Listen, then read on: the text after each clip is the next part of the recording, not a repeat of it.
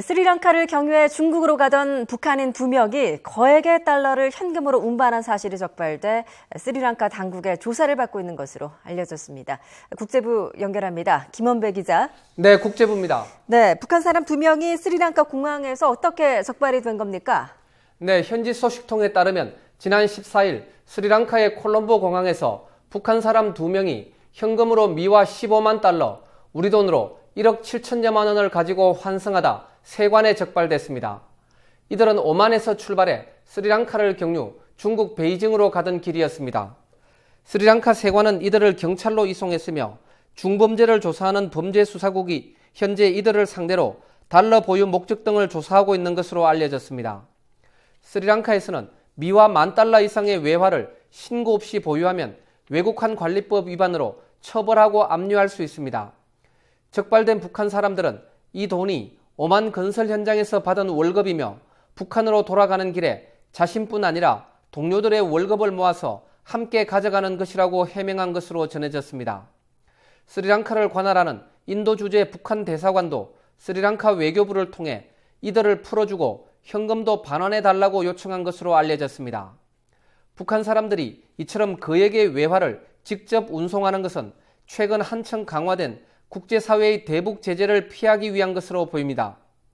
지난 2일 유엔 안보리가 북한의 4차 핵실험과 장거리 미사일 발사에 대한 제재로 대북 결의 2270호를 채택하면서 외국에서 외화 벌이하는 북한 근로자들이 은행을 통해 북한으로 달러를 송금하는 것이 곤란해졌기 때문입니다. 네, 미국 등 국제사회 전방위 대북 압박은 계속되고 있는데 중국과 러시아 입장은 여전히 미온적인 것 같습니다. 미국의 대북 제재 행정명령에 강한 반대와 또 우려 입장을 표명했다고요? 네, 그렇습니다. 룩항 중국 외교부 대변인은 정례 브리핑에서 기존에도 여러 번 밝힌 것처럼 중국은 그 어떤 국가가 일방적인 제재를 가하는 것을 반대한다고 말했습니다. 또 중국은 현재 한반도 긴장이 고조된 상황에서 그 어떤 국가가 긴장 국면을 한층 끌어올리는 것에도 반대한다고 덧붙였습니다.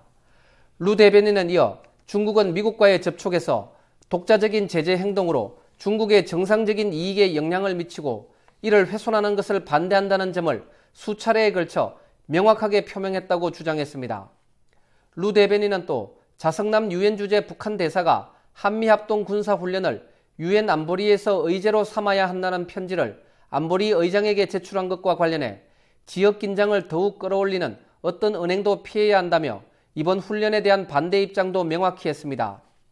마리아 자하로바 러시아 외무부 대변인도 정례 브리핑에서 러시아는 국제사회의 집단적 결정인 유엔 안보리 제재의 합법성만을 인정한다며 일방적 제재 압력을 인정하지 않는다고 말했습니다.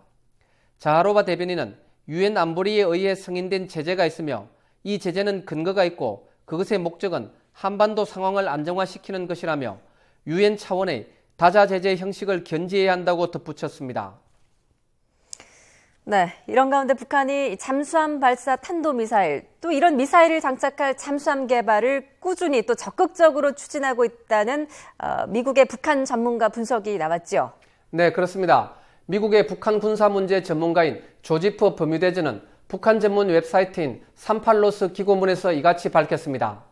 버뮤데즈는 지난 1월 27일과 지난달 16일 촬영된 위성 사진을 비교 분석한 결과 함경남도 심포조선소의 전용 부두와 약 1km 떨어진 지상미사일 사출 시험대에서 지속적인 활동이 관측됐다고 설명했습니다. 또 전용 부두에 2,000톤급으로 추정되는 잠수함 한 척과 함께 수중미사일 사출 실험용으로 추정되는 바지선 한 척, 그리고 이들 선박을 지원하기 위한 것으로 보이는 소형 선박 한 척이 2번 촬영된 사진에 모두 있었다고 지적했습니다. 그리고 바지선에 위장망이 설치되어 있었고 지난달 사진에서는 잠수함 바로 옆에 길이 10m, 폭 2.5m 정도로 보이는 물체가 놓여 있었다고 밝혔습니다. 특히 이 부두에서 건조 중이던 고래급 잠수함과 관련해 구체적으로 알 수 없는 작업이 지난 2개월 동안 진행됐고 최근 완료됐다고 분석했습니다. 또 고래급 잠수함의 건조가 끝나면 곧바로 더 큰 규모의 잠수함 건조가 시작될 것으로 전망했습니다.